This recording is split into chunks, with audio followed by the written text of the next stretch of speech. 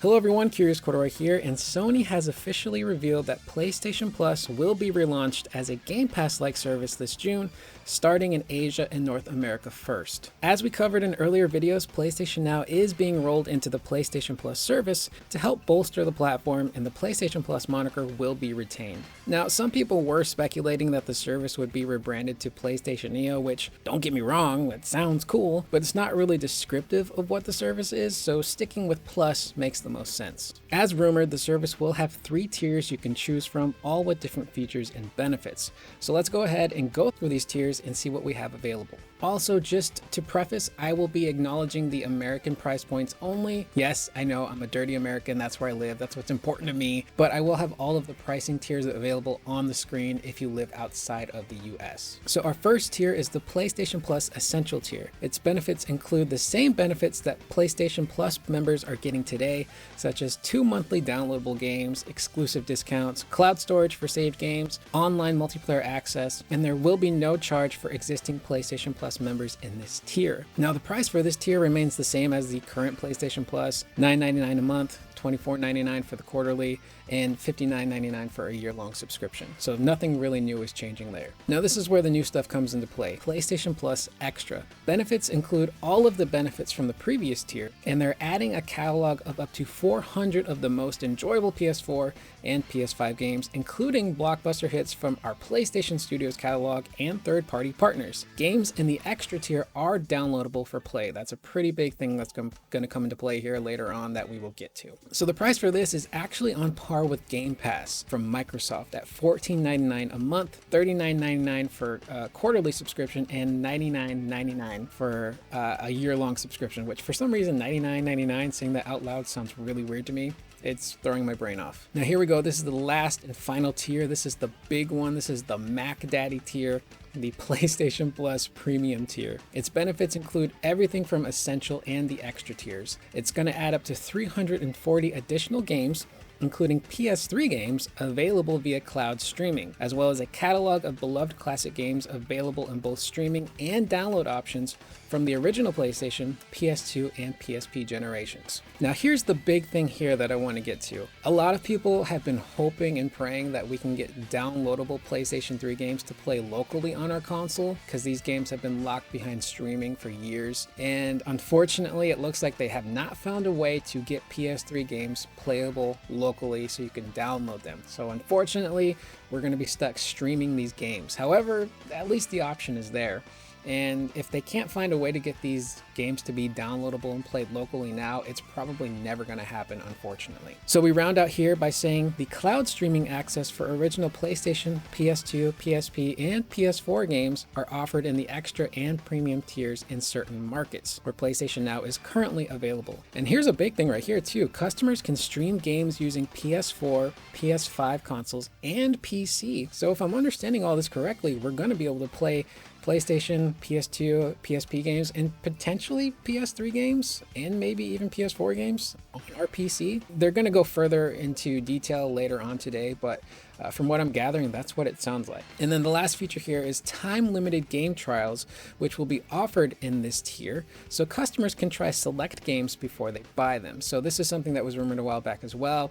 Maybe we can have like a 2, 3, 4, 5, maybe even 10-hour trial of a certain game. You can download it, play it for free to decide, is this something I'm going to want to pay for? Now here we do have the pricing tier. This is where it actually does get more expensive and cheaper than Game Pass, which, stay with me here, I'll explain it. A 1-month subscription is $17.99. The quarterly, which is the 3-month, is $49.99. And the yearly subscription is $119.99, so $120. Now, obviously, if you do the year-long subscriptions for these tiers and services, you're going to be saving money in the long run. So this is where it's actually cheaper than Game Pass. A full year subscription to Game Pass at $14.99 a month is going to run you about $180 with tax, which is a lot of money. So this PlayStation tier here is $120, so you're saving yourself at least $60 a year on a year-long subscription. However, if you decide to do the $17.99 a month, then obviously you're going to be paying upwards of $200 a year, which,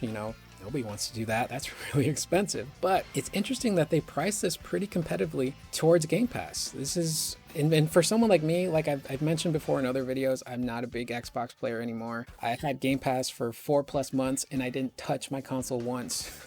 So for someone who uses their PlayStation on a daily basis, this honestly seems like the tier that I would go with. So we do have a little note here. PlayStation Plus Deluxe for select markets without cloud streaming. So this is a big one. If you don't have cloud streaming in your market, maybe bad internet. PlayStation Plus Deluxe will be offered at a lower price compared to Premium and include a catalog of beloved classic games from original PlayStation, PS2, and PSP generations to download and play, along with the time-limited game trials. Benefits from essential and extra tiers are also included, and the pricing will vary by whatever area you're in, so that's going to be a local thing. They do make it a big point to emphasize how important the extra and premium tiers will be going forward, as well as mentioning that they want to include the best quality content possible on those tiers to help stand apart from other services like Game Pass. Games like Death Stranding, God of War, Marvel's Spider-Man Miles Morales, Mortal Kombat 11, and Returnal will all be included in the service at launch. That's a pretty stacked lineup of games to offer, and each game offers a little bit of something for everyone. This will also be my chance to finally check out Returnal. I've seen so many great things. I've watched a lot of gameplay on it, so I'm actually really excited to finally get my hands on the game and not have to pay for it. Well, I mean,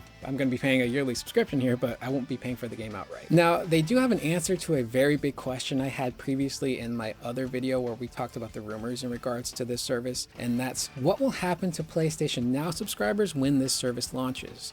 And we got our answer. So according to the post, when the new PlayStation Plus service launches, PlayStation Now will transition into the new PlayStation Plus offering and will no longer be available as a standalone service. PlayStation Now customers will migrate over to PlayStation Plus Premium with no increase to their current subscription fees at launch. So if I'm understanding that correctly, it does mean that PlayStation Now users will be grandfathered into the new Plus service. And as of right now, Sony has pulled the 3-month and 12-month options from the PlayStation Store in regards to PlayStation Now and only left up the 1-month option, which, god damn it, Sony, sneaky ass Sony.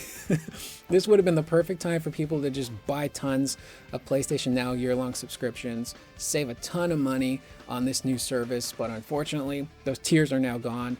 So if you already have a year-long subscription to PlayStation Now or 3-month subscription or whatever, consider yourself really damn lucky, because you are not going to be charged the $120 plus for these new tiers and services. And lastly, they do mention that they're going to provide an early look at the PlayStation Plus service sometime today. So I'm assuming that's just going to be a video version of the blog post. Maybe it will include some new information. So if there's anything new in that video, I'll be make sure to make another video updating everybody on what's going on. But I'm assuming it's just going to be a video version of this blog post. So I wouldn't expect anything new to show up, but they'll probably just show off the actual tiers and how the UI is going to look.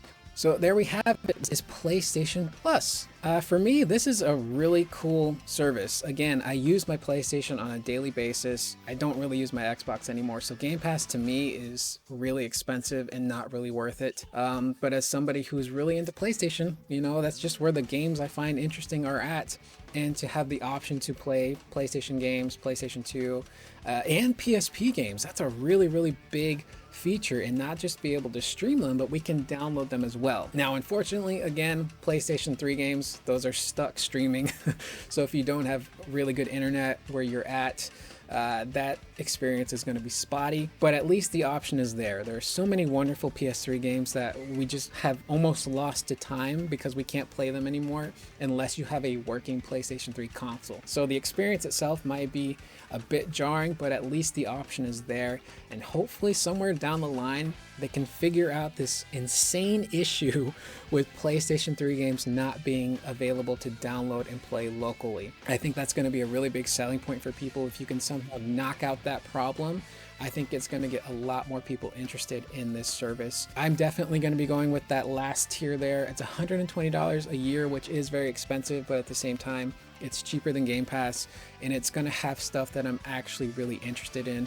And who knows, maybe somewhere down the line, they will incorporate something like Game Pass where maybe, you know, there'll be a short window of time where a game comes out exclusively to purchase separately, standalone, and then maybe 4, 5, 6 months down the line, maybe they'll add it to this service. I don't know. I'm not Sony. I don't know what they're thinking, man. But anyway, I would love to hear your guys' thoughts below. You can leave those in the comments. Is this sounding like a good service to you? Do you you use Game Pass currently? How do you feel about Game Pass? I would actually really like to get people's thoughts on that. I know for a lot of people, Game Pass is an absolutely stellar service. It's got a lot of things to offer, but for me, I'm just not really interested in those exclusives or even third-party titles on there. But I would really love to hear, is there anybody out there who watches this video or this channel that does use Game Pass? What do you think about Sony's offerings in comparison? Will you be getting, this new PlayStation Plus? And if so, what tier has you most excited about? I am Curious Corduroy. I will see you guys in the next video. As always, please remember to be excellent to one another.